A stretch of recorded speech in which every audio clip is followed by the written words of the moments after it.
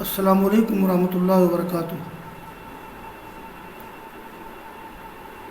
باب صحت الاحتجاج بالحدیث المعنن۔ حدیث معنن سے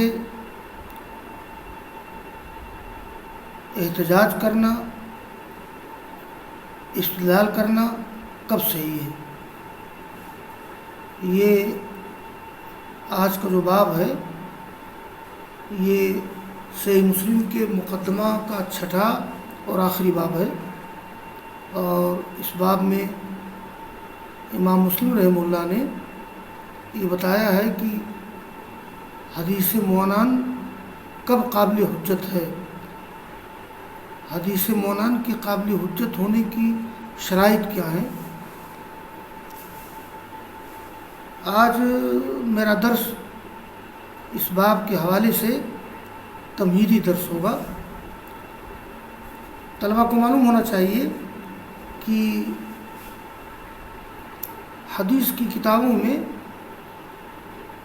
طلبہ نے دیکھا ہوگا کہ روایت حدیث کے مختلف طریقے ہیں، اور اس اعتبار سے ان کے مختلف نام ہیں۔ جیسے کبھی طلبہ نے دیکھا ہوگا کہ روایت کی جاتی ہے یہ حدثنا، اخبرنا، انبأنا یا سمعت، سمعنا۔ اگر ان الفاظ سے روایت کی جائے تو اس میں سننے کی صراحت ہوتی ہے، سننے کی وضاحت ہوتی ہے، اخبرنا، انبانا، حدثنا وغیرہ۔ اور دوسرا طریقہ یہ ہے کہ روایت عن کے ذریعے سے، جیسے عن فلاں وعن فلاں وعن فلاں، یعنی بجائے حدثنا اخبرنا کے کہ یہ عن فلاں وعن فلاں، یعنی سلسلے سند میں بجائے اخبرنا اور حدثنا کے عن فلاں اور عن فلاں ہے، یا کہیں اخبرنا حدثنا ہے اور کہیں عن فلان وعن فلان آ جائے۔ تو ایسی حدیث الحدیث الذی یقول الراوی فی فلان عن فلان ھذا یسمى بالحدیث المعنن، یعنی جس حدیث میں کوئی راوی کہے فلاں عن فلاں، تو اس حدیث کو حدیث معنن کہا جاتا ہے، یعنی وہ حدیث کی جس میں عن کے ذریعے سے روایت ہو۔ ایک اور حدیث کی قسم ہے حدیث معنن، میم واو نون نون، یعنی میم حمزہ نون نون۔ حدیث معنن کسے کہتے ہیں؟ الحدیث المعنن هو الذي يقول الراوی حدثنا فلان ان فلانا قال، یعنی اس کے سلسلے سند میں انا آئے، ہم نے فلاں سے بیان کیا کہ فلاں نے کہا، تو اگر سلسلے سند میں عن فلاں آئے تو اس کو الحدیث المعنن کہتے ہیں، اور انا درمیان میں آ جائے ان فلانا قال تو اس کو حدیث معنن کہتے ہیں۔ یہ حدیث معنن یا حدیث معنن لا یوجد فیہ تصریح السماع، یعنی اس میں مروی عنہ سے راوی کے سننے کی وضاحت نہیں ہوتی۔ حدیث معنن میں راوی نے مروی عنہ سے سنا ہے کہ نہیں سنا ہے، اس کی صراحت یا اس کی وضاحت نہیں ہوتی ہے۔ یہی معاملہ حدیث معنن کا ہے کہ حدیث معنن میں بھی اس بات کی صراحت نہیں ہوتی ہے کہ راوی نے مروی عنہ سے سنا ہے کہ نہیں سنا ہے۔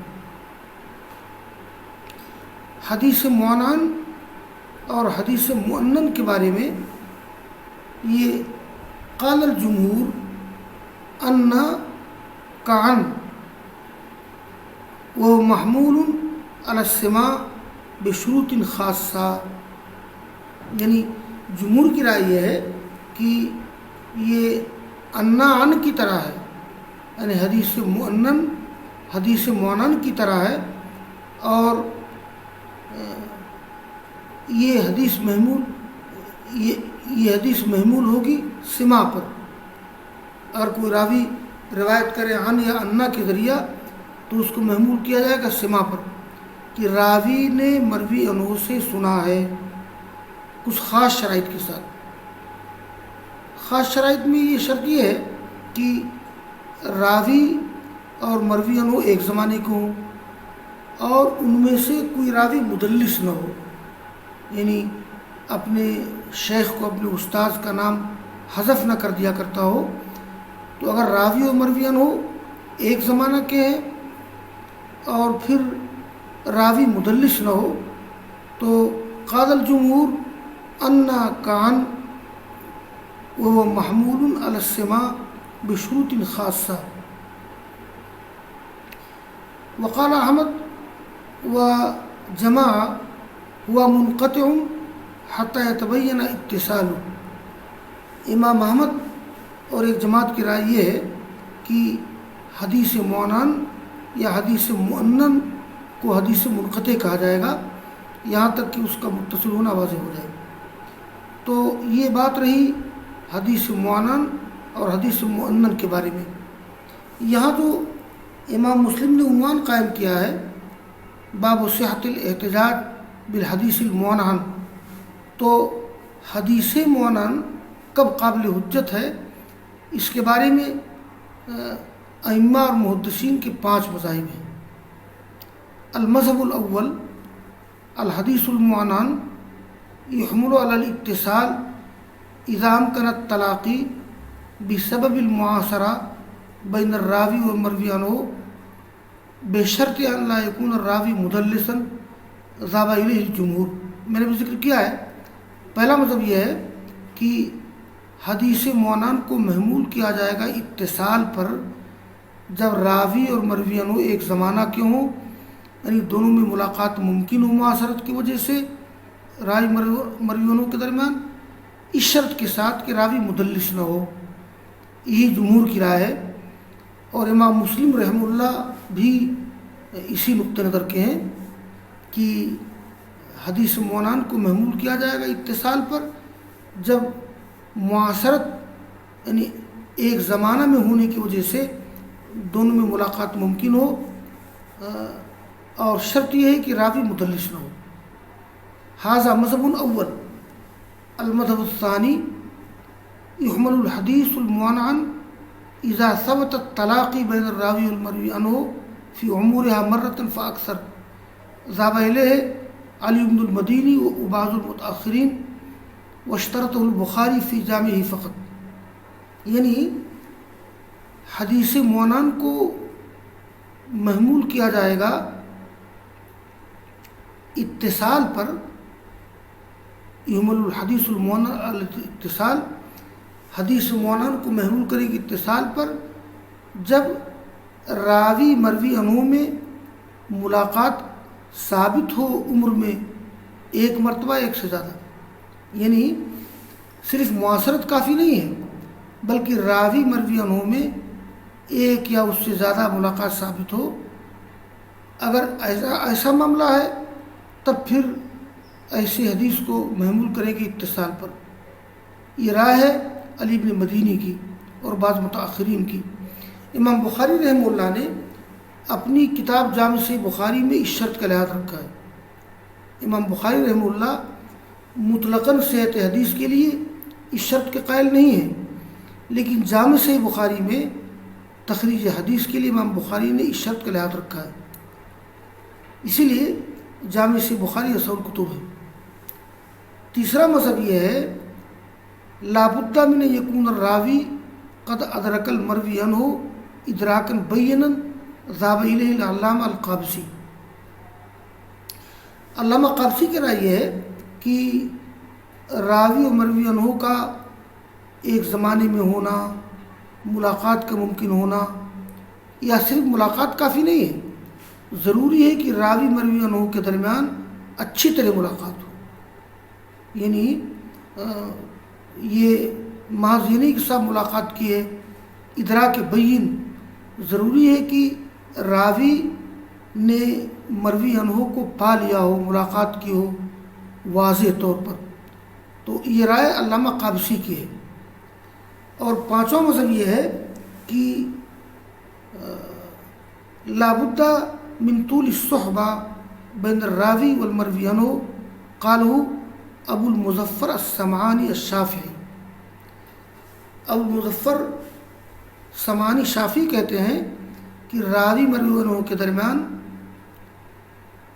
معاشرت کافی نہیں، اور امکان لقاء کافی نہیں، اور یہ اچھی طرح ملاقات ہی کافی نہیں، بلکہ طول صحبت ضروری ہے، یعنی راوی مروی عنہ کے ساتھ ایک مدت تک رہ چکا ہو، لمبی صحبت نصیب ہو۔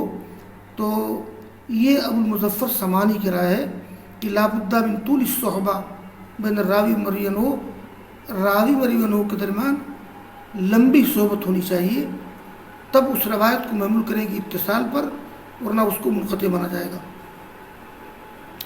المذہب الخامس لابد من معرفت روایت الراوی عن المروی عنہ، قالو ابو العمر الدانی المقری۔ ابو عمر الدانی مقری کی رائے یہ ہے کہ لمبی صحبت بھی کافی نہیں ہے، بلکہ یہ معرفت ضروری ہے کہ فلاں راوی نے مروی عنہ سے روایت کی ہے، یعنی کسی راوی کا مروی عنہ سے روایت کرنا بھی ثابت ہو، تو ضروری ہے راوی کی روایت کی معرفت مروی عنہ سے۔ اس کے قائل ابو عمر الدانی المقری ہے۔ تو حدیث موانان کب حجت ہے؟ تو اس کے قابل حجت ہونے کے بارے میں 5 مذاہب ہیں۔ پہلا مذہب یہ ہے، خلاصہ میں ذکر کر دوں، کہ حدیث موانان کو اتصال پر محمول کریں گے جب راوی مروی عنہ میں ملاقات ممکن ہو، ایک زمانہ میں ہونے کی وجہ سے، اور اس شرط کے ساتھ کہ کوئی راوی مدلس نہ ہو۔ یہ جمہور کی رائے ہے، امام مسلم کی رائے بھی یہی ہے۔ دوسرا مذہب یہ ہے کہ حدیث موانان کو محمول کرے گی اتصال پر جب ملاقات ثابت ہو راوی مروی عنہ میں، عمر میں چاہے ایک ہی مرتبہ یا اس سے زیادہ۔ اس کے قائل علی بن مدینی اور بعض متاخرین ہیں۔ امام بخاری نے اپنی جامع صحیح بخاری میں اس شرط کا لحاظ رکھا ہے۔ تیسرا مذہب یہ ہے کہ حدیث موانان کو محمول کرے گی اتصال پر جب راوی کی ملاقات مروی عنہ سے واضح طور پر ہو، یعنی راوی نے مروی عنہ کو پا لیا ہو، واضح طور پر اچھی طرح سے ملاقات ثابت ہو۔ یہ علامہ قابسی کی رائے ہے۔ چوتھا مذہب یہ ہے کہ حدیث موانان کو اس وقت محمول کرے گی اتصال پر جب راوی مروی عنہ کے درمیان لمبی صحبت پائی جائے، لمبی صحبت کا ثبوت ہو۔ اس کے قائل ابو المظفر سمعانی شافعی ہے۔ اور پانچواں مذہب یہ ہے کہ حدیث موانان کو محمول کرے گی اتصال پر جب راوی اور مروی عنہ کی روایت بھی ثابت ہو۔ اس کے قائل ابو عمر الدانی المقری ہے۔ ان پانچوں اقوال میں پہلا قول راجح ہے، یعنی پہلا قول یہ ہے کہ حدیث موانان کو محمول کرے گی اتصال پر جب راوی اور مروی عنہ ایک زمانہ کے ہوں اور ملاقات ممکن ہو، یعنی معاشرت کی وجہ سے امکان لقاء کافی ہے، اس شرط کے ساتھ کہ کوئی راوی مدلس نہیں ہے۔ یہ جمہور کی رائے ہے اور امام مسلم اس کو اپنایا ہے، اس لیے کہ یہ علم حدیث کا دار و مدار غلبہ ظن پر ہے۔ جب ملاقات ممکن ہے معاشرت کی وجہ سے اور کوئی راوی مدلس نہیں ہے تو اتصال کا ظن غالب ہو جاتا ہے۔ امام مسلم نے اسی کو ترجیح دی ہے مقدمہ میں واضح دلائل کے ساتھ۔ تو خلاصہ یہ ہے کہ یہ جو پہلا مذہب ہے کہ الحدیث المعنعن یحمل علی الاتصال اذا امکن التلاقی بسبب المعاصرہ بین الراوی والمروی عنہ بشرط ان لا یکون الراوی مدلسا ذهب الیہ الجمہور و منہم الامام مسلم رحمہ اللہ. تو امام مسلم رحمہ اللہ کی بھی یہی رائے ہے، اس لیے کہ دیکھیے جب راوی و مروی عنہ ایک زمانہ کے ہیں اور ملاقات ممکن ہے اور راوی مدلس بھی نہیں ہے تو اتصال کا ظن غالب ہو جاتا ہے. امام مسلم نے مقدمہ میں اسی کو ترجیح دی ہے واضح دلائل کے ساتھ. یہ آج تمہیدی درس تھا اس باب کے تعلق سے، میں یہیں پر درس ختم کر رہا ہوں. وآخر دعوانا ان الحمدللہ رب العالمین.